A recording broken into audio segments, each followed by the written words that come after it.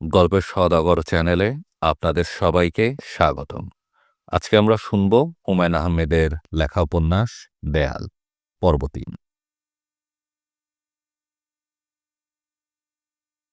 সরফরাজ খান কঠিন চোখে অবন্তীর দিকে তাকিয়ে আছেন। অবন্তীও তাকিয়ে আছে, তবে অবন্তীর মুখ হাসি হাসি। সরফরাজ উঠে দাঁড়ালেন। অবন্তী বলল, কোথায় যাচ্ছ? সরফরাজ বললেন, ঘুমোতে যাচ্ছি, আর কোথায় যাব? আমার ছবি সঙ্গে করে নিয়ে যাচ্ছ কেন? ছবি রেখে যাও, এ ছবি আমি বাঁধিয়ে আমার শোবার ঘরে রেখে যেত। সরফরাজ খান বিরক্ত গলায় বললেন, বাড়াবাড়ি করিস না, কোনো কিছু নিয়েই বাড়াবাড়ি ঠিক না। অবন্তী বলল, এই কথাও তোমার জন্য প্রযোজ্য, তুমিও কোনো কিছু নিয়ে বাড়াবাড়ি করবে না। সরফরাজ বিছানায় শুয়েছেন, তার হাতে ইছামতি বই। বইটা পড়ে কোনো আরামই পাচ্ছেন না। জটিল ভাষা, অর্থহীন কথাবার্তা। তারপরও বই শেষ করতে হবে। নিশ্চয়ই বইয়ের কোথাও না কোথাও বদমাস্টার কোনো ইশারা পেয়েছে, পেন্সিল দিয়ে আন্ডারলাইন করেছে। সরফরাজ ইসামতি পড়ছেন। রাজারামের ভগ্নী তিনটির বয়স যথাক্রমে ৩০, ২৭ ও ২৫। তিলুর বয়স সবচেয়ে বেশি বটে, কিন্তু তিন ভগ্নীর মধ্যে সেই সবচেয়ে দেখতে ভালো। এমনকি তাকে সুন্দরী শ্রেণীর মধ্যে সহজেই ফেলা যায়। তিলুর মধ্যে পাকা সবরি কলার মতো একটু লালচে ছোপ থাকায় উনুনের তাতে কিংবা গরম রোদ্রে মুখ রাঙা হয়ে উঠলে সবচেয়ে বড় সুন্দর দেখায় ওকে। তন্নি সুঠাম, সুকেশী, বড় বড় চোখ, চমৎকার হাসি। তিলুর দিকে হঠাৎ চোখ ফেরানো যায় না। সরফরাজ বই বন্ধ করলেন। মাস্টারের ব্যাপারটা এখন বোঝা যাচ্ছে। অবন্তী হচ্ছে তার তিলু, আর কিছু দূর এগোলেই ব্যাপারটা পরিষ্কার হবে। দেখা যাবে তিলু প্রেমে পড়েছে তার গৃহশিক্ষকের। এই গৃহশিক্ষক আবার পেন্সিল দিয়ে ছবি আঁকতে পারে। সরফরাজ মনে মনে বললেন, হারামজাদা, ঘুঘু দেখেছ, ফাঁদ দেখনি। তুমি আমাকে চেনো না, আমি সরফরাজ খান। দাঁড়াও, তোমার শিক্ষা সফরের ব্যবস্থা করছি। বইটা আগে শেষ করি। সরফরাজ পাঠে মন দিলেন। তবে তিলু শান্ত পল্লী বালিকা। ওর চোখে যৌবন, চঞ্চল কটাক্ষ নেই। বিয়ে হলে এতদিন ছেলেমেয়ের মা, ৩০ বছরের অর্ধপৌরা গিন্নি হয়ে যেত তিলু। বিয়ে না হওয়ায় দরুন ওদের তিন বোনই মনে প্রাণে এখনো সরলা বালিকা। আদরে আবদারে কথাবার্তায় ধরনে ধারণে সব রকমই। দরজায় খটখট শব্দ হচ্ছে। হাতের বই নামিয়ে সরফরাজ বললেন, কে? অবন্তী বলল, তোমার জন্য পান আর চা নিয়ে এসেছি। সরফরাজ বললেন, ফরগেট ইট। অবন্তী বলল, দরজাটা খোলো, তোমার টেবিলে রেখে যাই, তারপর তুমি ফরগেট ইট করে ফেলবে। সরফরাজ দরজা খুললেন। অবন্তী পান আর চা নামিয়ে রেখে মিষ্টি করে হাসল। সরফরাজ বিরক্ত গলায় বললেন, হাসছিস কেন?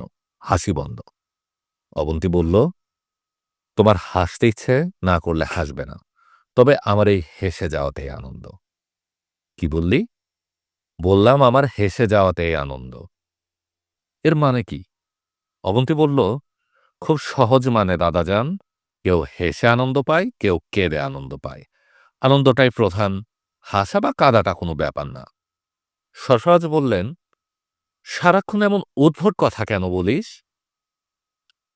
অবন্তী বলল, আমার এই উদ্ভট কথাতেই আনন্দ। রাগ করতে গিয়েও সরফরাজ খান রাগ করতে পারলেন না, হেসে ফেললেন। অবন্তী বলল, দাদাজান, তুমি যখন হাসো তোমাকে যে কি সুন্দর লাগে, অথচ তুমি সারাক্ষণ মুখটাকে রামগুরুরের ছানা করে রাখো। রামগুরুরের ছানা আবার কি? অবন্তী বলল, যাদের হাসতে মানা তারাই রামগুরুরের ছানা। দাদাজান, গুড নাইট, স্লিপ টাইট। আমার দাদাজান সরফরাজ খান পুলিশের এসপি হয়ে রিটায়ার করেছিলেন। আমি আমার জীবনে তার মতো ভীত মানুষ দেখিনি। আশ্চর্যের ব্যাপার হলো, তিনি অসীম সাহসিকতার জন্য পিপিএম পেয়েছিলেন। পিপিএম হল পাকিস্তান পুলিশ মেডেল, পুলিশ সার্ভিসের সাহসিকতার সর্বোচ্চ পুরস্কার। আমি দাদাজানকে জিজ্ঞেস করেছিলাম, কি যেন এত পুরস্কার, এত বড় পুরস্কার তিনি পেয়েছিলেন। দাদাজান বললেন, ফরগেট ইট। এ বাক্যটি তার খুব প্রিয়। কারণে অকারণে তিনি বলেন ফরগেট ইট। যেসব প্রশ্নের উত্তরে ফরগেট ইট কিছুতেই বলা যায় না, সেখানেও তিনি এ বাক্য বলেন। উদাহরণ দেই। আমি একদিন বললাম, দাদাজান বাজার থেকে মাগুর মাছ এনেছে, মটরশুঁটি দিয়ে রান্না করবে নাকি আলু দিয়ে? দাদাজান বললেন, ফরগেট ইট।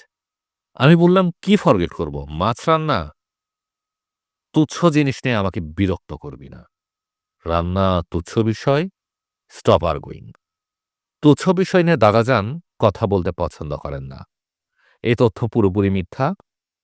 তার আগ্রহ তুচ্ছ বিষয়। ঘন্টার পর ঘন্টা তিনি তুচ্ছ বিষয় নিয়ে কথা বলতে পারেন। ১৯৭১ সালের মে মাসে দাদাজান আমার জন্য গোলাপি রঙের বোরকা কিনে আনলেন। কঠিন বোরকা, বাইরে থেকে চোখও দেখা যায় না এমন। চোখের ওপর মশারির মতো জাল, এখানেই শেষ না। বোরকার সঙ্গে কালো হাত মোজা, পায়ের মোজা। দাদাজান আমাকে বললেন, নো আর্গুমেন্ট, নো তর্ক, নো ডিলে, বোরকা পর। আমি বোরকা পরলাম। দাদাজান বললেন, এখন চল। আমি বললাম, কোথায় যাব? সোহাগী যাব। ঢাকা শহরে থাকা যাবে না, মিলিটারি মেরে ফেলবে। এখনই রওনা হব। সঙ্গে আর কিছু নেব না? দাদাজান বললেন, ফরগেট ইট। আমি বললাম, দাঁত মাজার ব্রাশও নেব না? দাদাজান বললেন, বেঁচে থাকলে দাঁত মাজার অনেক সুযোগ পাবি। বেঁচে থাকবি কিনা এটাই এখন প্রশ্ন। ঢাকা শহর আমরা পার হলাম রিকশায় এবং পায়ে হেঁটে। কিছু কিছু বাস ঢাকা থেকে যাচ্ছিল। ঢাকা ছেড়ে যাওয়া বাসগুলিতে মিলিটারিরা ব্যাপক তল্লাশি চালাচ্ছিল। মিলিটারি তল্লাশি মানেই কয়েকজনের মৃত্যু। রূপবতী মেয়েদের ধরে আড়ালে নিয়ে যাওয়া তখনও শুরু হয়নি। ঢাকা থেকে পালানোর সময় রিকশা ছাড়া আর যেসব যানবাহনে আমি চড়েছি সেগুলি হচ্ছে মহিষের গাড়ি, মোটরসাইকেল। শিবগঞ্জ থানার ওসি সাহেব মোটরসাইকেল চালিয়েছেন, তার পেছনে দাদাজান ও আমি বসেছি। সর্বশেষে নৌকা। নৌকাও কয়েক ধরনের। এর মধ্যে একটা ছিল বালিটানা নৌকা। এই নৌকায় পাটাতনের নিচে আমাকে দাদাজান লুকিয়ে রাখলেন। যাত্রার পুরো সময়টা তিনি আতঙ্কে অস্থির হয়েছিলেন। তিনি ধরেই নিয়েছিলেন আমরা এক পর্যায়ে মিলিটারির হাতে পড়ব। তারা দাদাজানকে গুলি করে মারবে এবং আমাকে উঠিয়ে নিয়ে যাবে।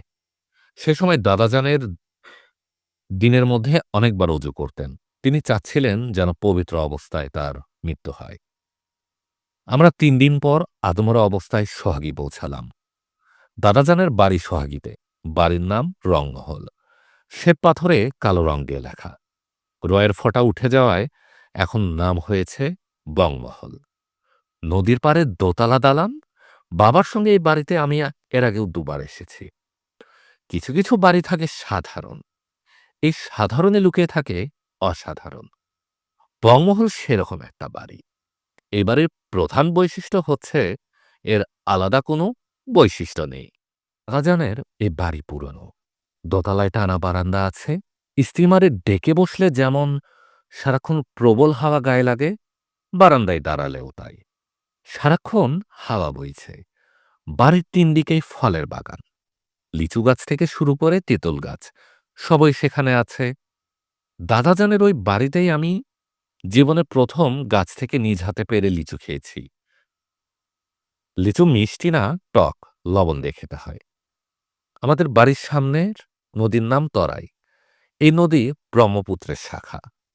বর্ষায় পানি হয়, শীতের সময় পায়ের পাতা ভেজার মতো পানি থাকে। সেবার তরাই নদীতে প্রচুর পানি ছিল। জেলেরা সারাদিনই জাল ফেলে মাছ ধরত। তরাই নদীর বোয়াল মাছ অত্যন্ত সুস্বাদু। জেলেরা ভোরবেলায় মাছ দিয়ে যেত, নানান ধরনের মাছ, কই, সরপুঁটি, ট্যাংরা, খৈলসা, মাঝে মাঝে মাঝারি সাইজের কাতল। সেবারে আমি কাতল মাছের আস্ত মাছ খাওয়া শিখি। রান্না করতেন ধীরেন কাকু। উনি হিন্দু ব্রাহ্মণ। দাদার বাড়ির আশেপাশে প্রচুর আত্মীয় স্বজন থাকার কথা, তা ছিল না। কারণ দাদাজানের বাবা পরিবার থেকে বিচ্ছিন্ন হয়ে অনেক দূরে এই বাড়ি করেছিলেন। পরিবার থেকে বিচ্ছিন্ন না হয়ে তার উপায় ছিল না। তিনি তার বড় ভাইয়ের স্ত্রীকে নিয়ে পালিয়ে এসেছিলেন। ওই মহিলার ছবি আমি দেখেছি। তিনি ছিলেন কদাকার, উঁচু হুনু, দাঁত বের হওয়া, গায়ের রং পাতিলের তলার মতো কালো। কি দেখে তিনি মহিলার প্রেমে পড়েছিলেন তা এখন আর জানার কোনো উপায় নেই। দাদাজানের বাড়িতে কেয়ারটেকার সেন কাকা ছাড়াও ছিলেন ধীরেন কাকার স্ত্রী রাধা। উনি রূপবতী ছিলেন। আমি লক্ষ্য করেছি রাধা নামের সব মেয়েই রূপবতী হয়।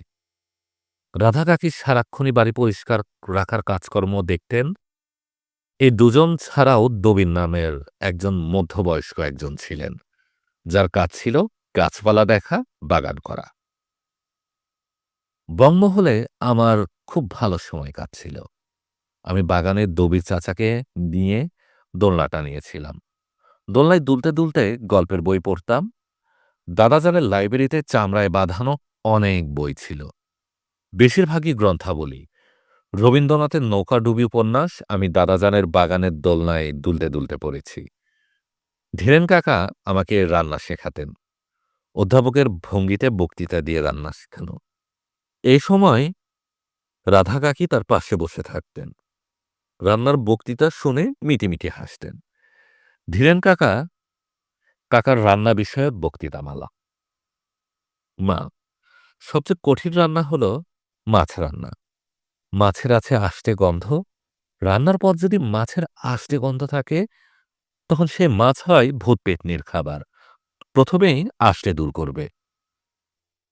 এ কাজ কিভাবে করা হবে? প্রথমে লবণ মেখে কচলাবে, তারপর পানি দিয়ে ধুয়ে লবণ ফেলে দেবে, তারপর দেবে লেবুর রস। কাগজি লেবু হলে ভালো হয়। এ লেবুর কড়া গন্ধ করা। লেবুর রস দিয়ে মাখানোর পর আবার পানি দিয়ে ধুয়ে ফেলে দিবে। সব মিলিয়ে ৩ ধোয়া, এর বেশি না। মাংসের ক্ষেত্রে ভিন্ন ব্যবস্থা, মাত্র ১ ধোয়া। রান্না বিষয়ে ধীরেন কাকার সব কথা আমি রুলটানা খাতায় খুব গুছিয়ে লিখেছিলাম। খাতাটা হারিয়ে গেছে। খাতাটা থাকলে রান্নার একটা বই লেখা যেত। তবে কই মাছের রান্নার একটা রেসিপি আমার মনে আছে। রেসিপিটা এরকম: একটা কই মাছ সরিষা বাটা, লবণ এবং ঝাল কাঁচামরিচ দিয়ে মাখিয়ে কলা পাতায় মুড়ে ভাতের মার ফেলা অবস্থায় হাঁড়িতে ঢুকিয়ে দেওয়া। ব্যাস, হয়ে গেল। রাধা কাকি ছিলেন ভূতের গল্পের ওস্তাদ। তার কাছে থেকে যে কত গল্প শুনেছি, বেশিরভাগ গল্পই বাস্তব অভিজ্ঞতার। তিনি নিজে দেখেছেন এমন। তার কথায় কথায় সব ভূত ভীতু প্রকৃতির। মানুষের ভয়ে তারা অস্থির থাকে। শুধু এক শ্রেণীর পিশাচ আছে যারা মানুষকে মোটেই ভয় পায় না। এরা হিংস্র জন্তুর মতো। আমি বললাম, কাকি, আপনি এই ধরনের পিশাচ দেখেছেন? কাকি বললেন, একবার দেখেছি। ঘটনা বলি শোনো। আমি এই বাড়ির বারান্দায় বসা। সন্ধ্যা মিলিয়েছে। আমি বড় ঘরে হারিকেন জ্বালিয়ে বারান্দায় এসে বসেছি। তখন দেখলাম পানির নিচ থেকে পিশাচটা উঠল। থপথপ করে সিঁড়ি ভেঙে উঠোনে এসে দাঁড়ালো। মুখ দিয়ে ঘোড়ার মতো শব্দ করল। দেখতে কেমন? মানুষের মতো, মিশমিশা কালো। হাতের আঙ্গুল অনেক লম্বা, আঙ্গুলে পাখির নখের মতো নখ। পিশাচটা দেখে ভয়ে আমি অজ্ঞান হয়ে যাচ্ছি। এ সময় একটা কুকুর ছুটে এলো। কুকুর দেখে পিশাচটা ভয় পেয়ে দৌড়ে পানিতে নেমে গেল। পিশাচরা কিছুই ভয় পায় না, শুধু কুকুর ভয় পায়। কুকুর তার কাছে সাক্ষাৎ জব। দাদাজানের সঙ্গে আমার তেমন কথা হতো না। তিনি সারাক্ষণ ট্রানজিস্টারে খবর শুনতেন। মাঝে মাঝে ৩ মাইল দূরে হামিদ কুতুবী নামের এক পীর সাহেবের আস্থানায় যেতেন। তিনি এই পীরের মুরিদ হয়েছিলেন। যখন ট্রানজিস্টারে শুনতেন না, তখন পীর সাহেবের দোয়া জপ করতেন। দাদাজান আতঙ্কগ্রস্ত ছিলেন। প্রতিদিনই তার আতঙ্ক বাড়ছিল। রাতে তিনি ঘুমোতে পারতেন না। সারা রাত বারান্দায় বেতের চেয়ারে বসে থাকতেন। ভবিষ্যৎ জানার জন্য তিনি এক রাতে ইস্তেকখারা করলেন। ইস্তেকখারায় দেখলেন একটা প্রকাণ্ড ধবধবে সাদা পাখি, যার চোখ টকটকে লাল, সে আকাশ থেকে নেমে আমার চুল কামড়ে ধরে আকাশে উঠে গেছে। আমি চিৎকার করছি, বাঁচাও, বাঁচাও, দাদাজান আমাকে বাঁচাও। দাদাজান আমাকে বাঁচানোর জন্য হেলিকপ্টারে করে উঠে গেলেন। সে হেলিকপ্টার আবার চালাচ্ছে একজন পাকিস্তানি পাইলট। হেলিকপ্টার চালাবার ফাঁকে ফাঁকে সে পিস্তল দিয়ে পাখিটাকে গুলি করছে।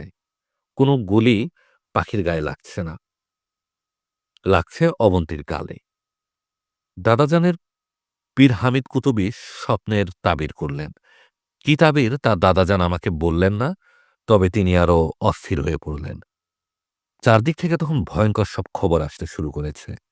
মিলিটারিরা গানবোট নিয়ে আসছে, বাড়িঘর জ্বালিয়ে দিচ্ছে, নির্বিচারে মানুষ মারছে, অল্প বয়সী মেয়েদের উঠিয়ে নিয়ে যাচ্ছে, এইসব। একসময় আমাদের অঞ্চলে মিলিটারি চলে এলো। খাতিমনগরে মিলিটারির গানবোট ভিড়ল। দাদাজানের বাড়ি থেকে খাতিমনগর বাজার ২ মাইল দূরে। খবর শোনামাত্র দাদাজান আমাকে নিয়ে তার পীর সাহেবের হুজুরখানায় উপস্থিত হলেন। বিশাল এলাকা জুড়ে পীর সাহেবের হুজুরাখানা, চারদিকে দেয়াল, দেয়ালের উপর কাঁটাতার, দুর্গের মতো ব্যাপার। হুজুরখানার ভেতরে ২টি মাদ্রাসা আছে, একটি ছেলেদের, অন্য একটি মেয়েদের, দুটোই হাফিজি মাদ্রাসা। কোরআন শরীফ মুখস্থ করানো হয়। হুজুরখানার পেছনে পীর সাহেবের দোতলা বাড়ি। একতলায় থাকেন পীর সাহেবের প্রথম স্ত্রী, তার কোনো সন্তানাদি নেই। দোতলায় থাকেন পীর সাহেবের দ্বিতীয় স্ত্রী, তার নাম জোলেখা। এই স্ত্রীর গর্ভে একটি সন্তান আছে, তার নাম জাহাঙ্গীর। তিনি কোরআনে হাফেজ, রূপবান এক যুবক, নম্র এবং ভদ্র, মেয়েদের মতো করে গাঢ় করে কাজল দেন। তার সঙ্গে বেশ কয়েকবার আমার দেখা হয়েছে, তিনি কখনো মাথা তুলে তাকাননি।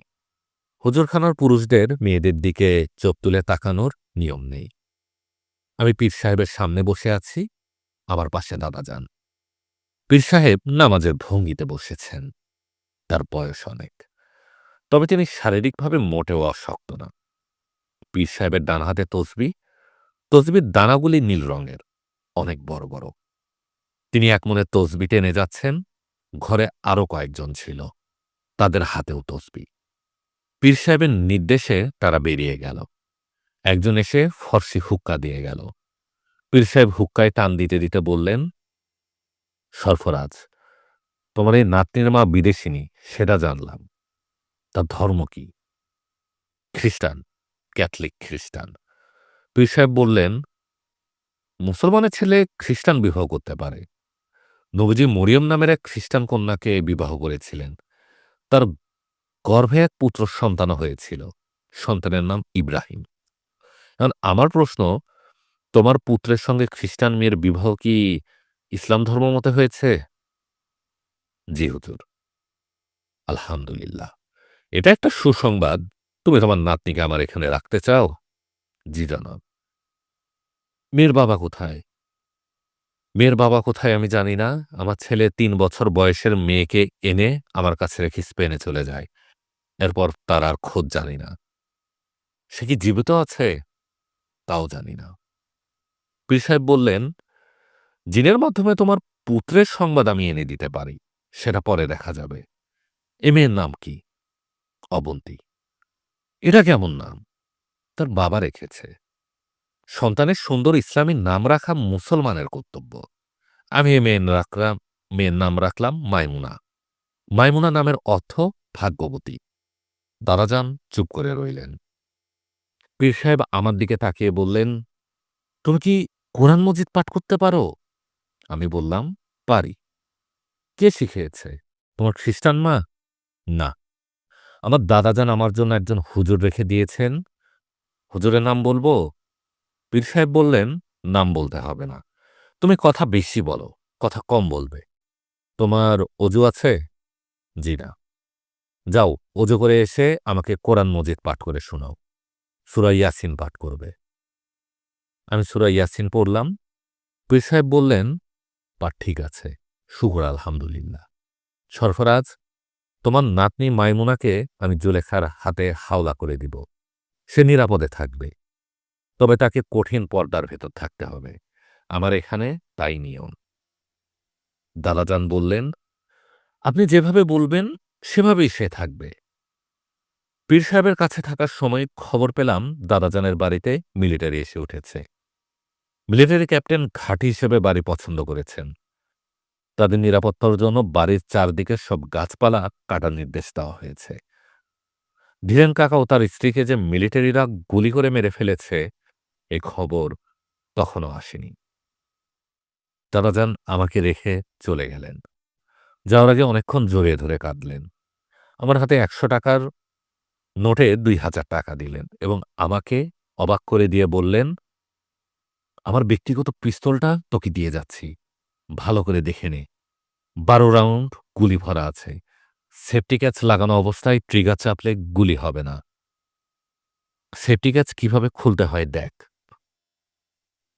আমি বললাম, "সেফটি ক্যাচ খোলার কায়দা জেনে আমি কি করব? কাকে আমি গুলি করে মারব?" দারোয়ান বললেন, "কাউকে মারবি না, জিনিসটা জানা থাকলো।" আমি বললাম, "তুমি কোথায় যাবে?" দারোয়ান বললেন, "জানি না কোথায় যাব, ঢাকায় যেতে পারি। মিলিটারিরা তোমার বাড়ি দখল করে বসে আছে, তাদের কিছু বলবে না?" "না।" "পীর সাহেবের এই বাড়িতে আমি কতদিন থাকব?" "মিলিটারির গোষ্ঠী বিদায় না হওয়া পর্যন্ত থাকবি। আমি মাঝে মাঝে এসে খোঁজ নিব, পিস্তলটা লুকিয়ে রাখবি। পিস্তলের বিষয়টা যেন কেউ না জানে। কেউ জানবে না।" পীর সাহেবের বাড়িতে আমার জীবন শুরু হলো। খুব যে কষ্টকর জীবন তা না। দোতলার সর্ব উত্তরের একটা ছোট্ট ঘর আমাকে দেওয়া হলো। ঘরে একটাই জানালা। এই জানালা দিয়ে কিছুই দেখা যায় না। জানালার সামনে বটগাছের সাইজের এক কড়ই গাছ। ঘরে আমি একা থাকি। শুধু রাত্রে সালমা নামের মধ্যবয়স্ক এক দাসী মেঝেতে পাটি বেঁধে ঘুমায়। তার চেহারা কদাকার, মুখে বসন্তের দাগ, একটা চোখ নষ্ট। মানুষ হিসেবে সে অসাধারণ। মানসিক সৌন্দর্যের কাছে তার শারীরিক ত্রুটি সম্পূর্ণ ঢাকা পড়েছিল।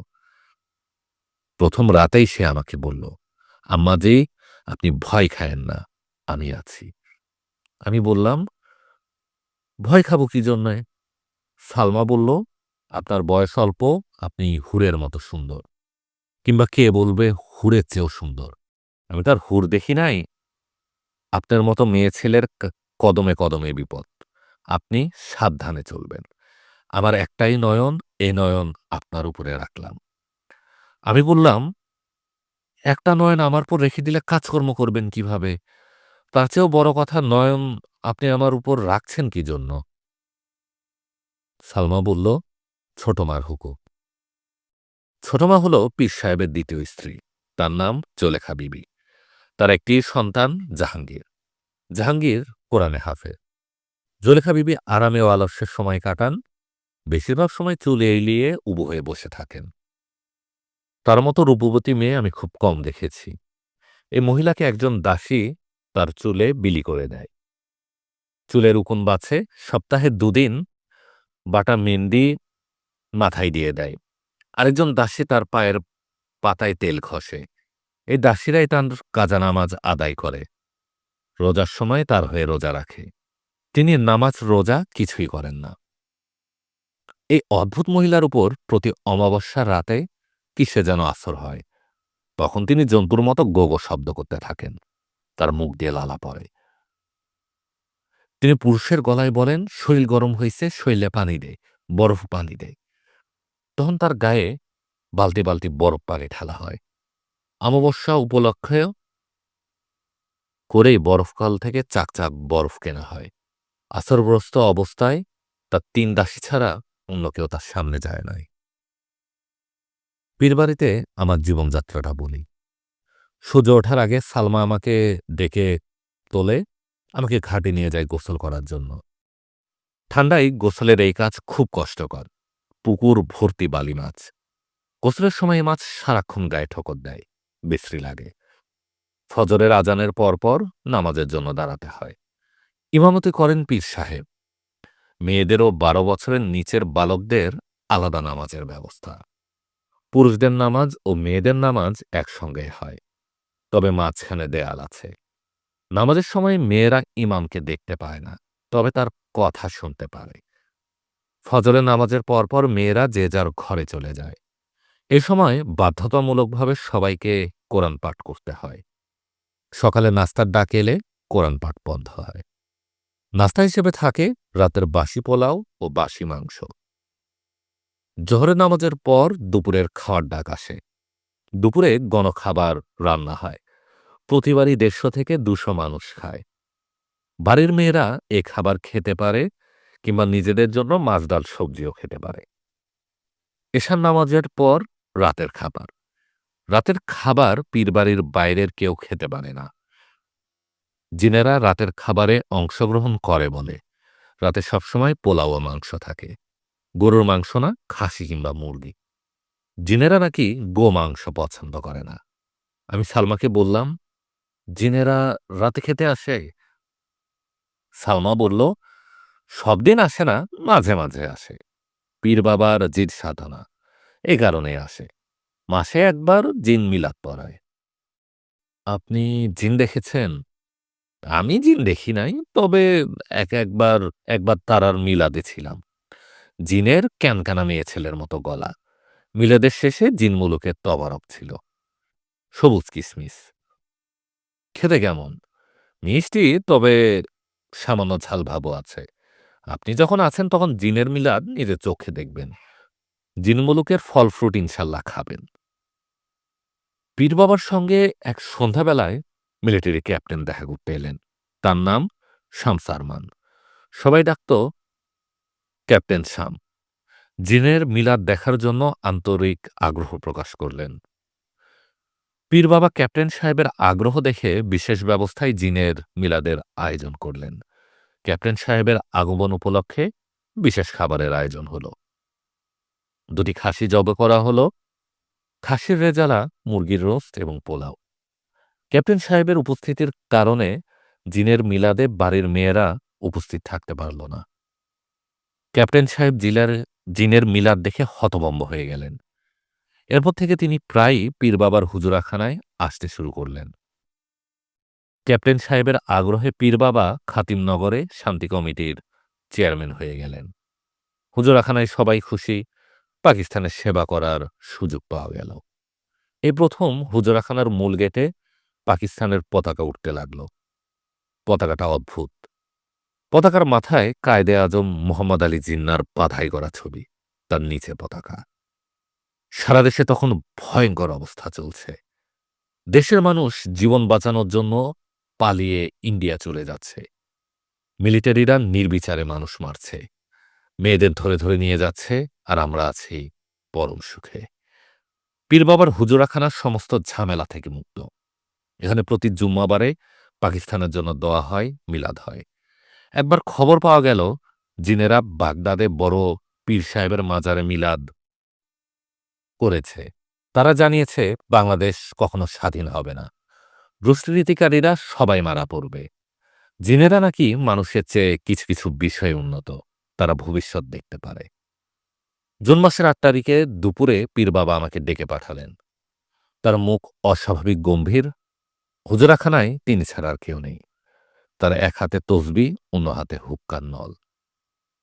পীর বাবা বললেন, তোমার সঙ্গে কি কখনো পাকিস্তান মিলিটারির ক্যাপ্টেন শামসের সঙ্গে দেখা হয়েছে? আমি বললাম, না। পীর বাবা বিরক্ত গলায় বললেন, ভাবনা চিন্তা করে জবাব দাও, তিনি অবশ্যই তোমাকে দেখেছেন। তুমি আমবাগানে আম কুড়োতে গিয়েছিলে, তোমার সঙ্গে আরেকজন ছিল। জি, সালমা ছিল। আমরা পেছনের গেট দিয়ে বাগানে গিয়েছিলাম। বোরকা ছিল না? জি না। ক্যাপ্টেন শামস তোমাকে দেখেছেন এবং আমার কাছে বিবাহের পয়গাম পাঠিয়েছেন। তুমি দেশের অবস্থা জানো না? দেশের যে অবস্থা তাতে পাকিস্তানি মিলিটারির প্রস্তাব অগ্রাহ্য করা অসম্ভব। আমি চুপ করে বসে আছি। পীর বাবাও চুপ আছেন, তামাক টেনে যাচ্ছেন। একসময় তিনি নীরবতা ভঙ্গ করে ছোট্ট নিঃশ্বাস ফেলে বললেন, আমি ক্যাপ্টেন শামসকে বলেছি এই মেয়েটির সঙ্গে আমার ছেলে জাহাঙ্গীরের সঙ্গে বিবাহ হয়েছে। মিথ্যা কথা বলেছি। মহাবিপদের জীবন রক্ষার জন্য মিথ্যা বলা জায়েজ আছে। তোমাকে যে কোথাও পাঠাবো সেই উপায় নেই। তোমার পিতা কোথায় আছেন তাও জানি না। এমন অবস্থায় জাহাঙ্গীরের সঙ্গে তোমার বিবাহ দেওয়া ছাড়া আমি আর কোনো উপায় দেখছি না। আগামী শুক্রবারে বাদ জুম্মা তোমার বিবাহ। এখন সামনে থেকে যাও। একটা কথা মনে রাখবে, যা ঘটে আল্লাহ পাকের হুকুমেই ঘটে। তার হুকুমের বাইরে যাওয়া আমাদের কোনো উপায় নেই। জাহাঙ্গীরের সঙ্গে তোমার বিবাহ আল্লাহর হুকুমেই হবে, আমার হুকুমে না।